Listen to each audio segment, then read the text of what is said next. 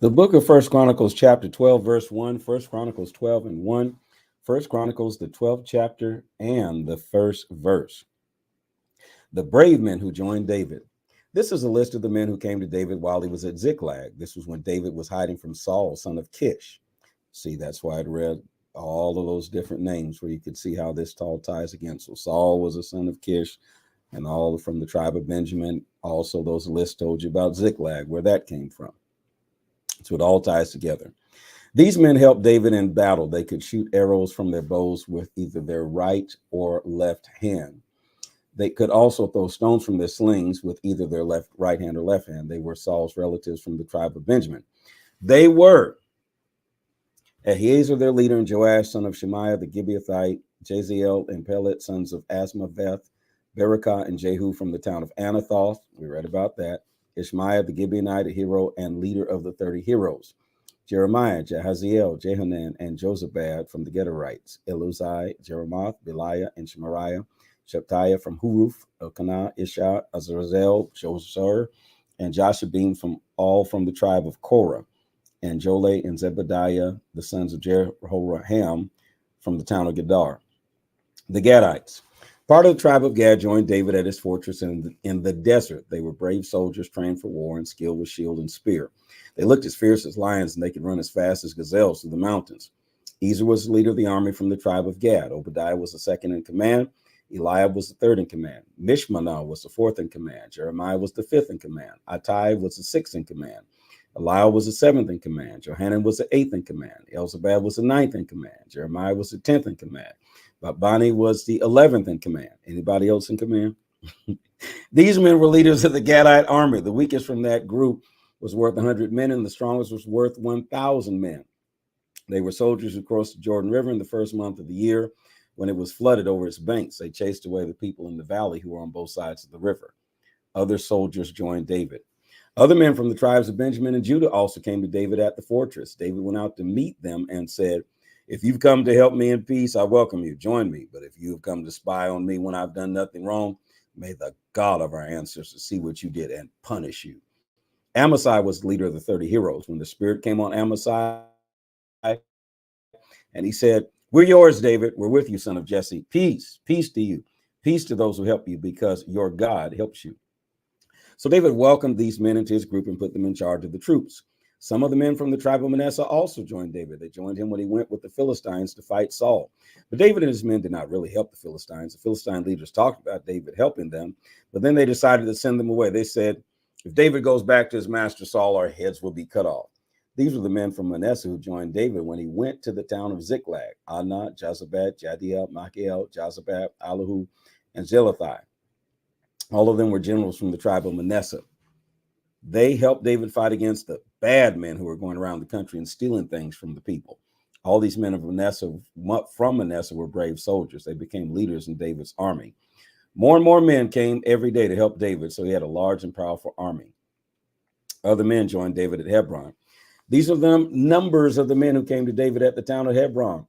These men were ready for war. They came to give Saul's kingdom to David. That is what the Lord said would happen, this is their number.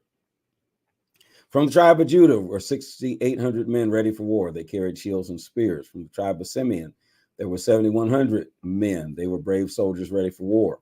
From the tribe of Levi, there were 4,600 men. Jehoiada was in that group. He was a leader from Aaron's army.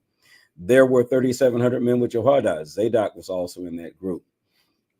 He was a brave young soldier. He came with 22 officers from his family. From the tribe of Benjamin, there were 3,000 men. They were Saul's relatives. Most of them stayed faithful to Saul's family until that time. From the tribe of Ephraim, there were 20,800 men. They were brave soldiers. They were famous men in their families. From the half tribe of Manasseh, there were 18,000 men. They were called by name to come and make David king. From the family of Issachar, there were 200 wise leaders. These men understood the right thing for Israel to do at the right time. Their relatives were with them and under their command. From the tribe of Zebulun, there were 50,000 trained soldiers. They were trained to use all kinds of weapons and were very loyal to David. From the tribe of Naphtali, there were 1,000 officers. They had 37,000 men with them. These men carried shields and spears. From the tribe of Dan, there were 28,600 men ready for war. From the tribe of Asher, there were 40,000 trained soldiers ready for war. From the east side of the Jordan River, there were 120,000 men from the tribes of Reuben, Gad, and half of Manasseh. They had all kinds of weapons. All these men were brave fighters. They came to the town of Hebron for one reason, to make David king of all Israel. All the other Israelites also agreed that David should be king. The men spent 3 days at Hebron with David. They ate and drank because their relatives had prepared food for them. Also, their neighbors from the areas where the tribes of Issachar, Zebulun, and Naphtali live brought food on donkeys, camels, mules, and cattle. They brought much flour, fig cakes, raisins, wine, oil, cattle, and sheep. These people in Israel were very happy. Guess with that big feast. So 1 Chronicles 13, bringing back the box of the agreement. Bring back the box. That's a message right there. David talked with all the officers of his army. Then he called the Israelites together and said, if you think it is a good idea and if it's what the Lord our God wants, let us send a message to our brothers in all areas of Israel. Let's also send the message to the priests and Levites who live with our brothers in their towns and fields near those towns. Let the message tell them to come and join us. Let's bring our God's holy box back to us in Jerusalem. We did not pay attention to it while Saul was king, so all Israelites agreed with David. They thought it was the right thing to do. So David gathered all the Israelites from the Sihor River in Egypt to the town of Lebo Hamath. They came together to bring the box agreement back from the town of Kiriath Jearim. David and all the Israelites with him went to Bala of Judah. Bala is another name for Kiriath Jearim.